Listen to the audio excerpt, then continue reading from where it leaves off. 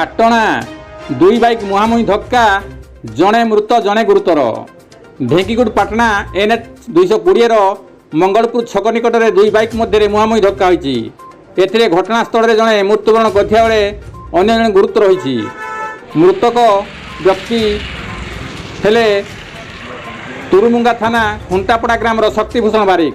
ସେ ତାଙ୍କ ମାଙ୍କ ସହିତ ବାଇକ୍ରେ ମାଉସୀ ଘରକୁ ଯାଉଥିବା ବେଳେ ବିପରୀତ ଦିଗରୁ ଆସୁଥିବା ଏକ ବାଇକ୍ ସହ ମୁହାଁମୁହିଁ ଧକ୍କା ହୋଇଥିଲା।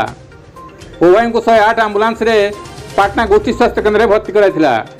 ସେଠାରେ ଶାନ୍ତିଭୂଷଣ ବାରିକକୁ ଡାକ୍ତର ମୃତ ଘୋଷଣା କରିଥିବା ବେଳେ ଅନ୍ୟ ବାଇକ୍ ଚାଳକ ମୁକ୍ତାପୁର ଗ୍ରାମର ସନିଆ ମୁଣ୍ଡା ଗୁରୁତର ଥିବା ଜଣାପଡ଼ିଛି। ପାଟଣା ପୁଲିସ ଉଭୟ ବାଇକ୍କୁ ଜବତ କରି ଘଟଣାର ତଦନ୍ତ କରୁଛି। Bureau report, KD news Odia.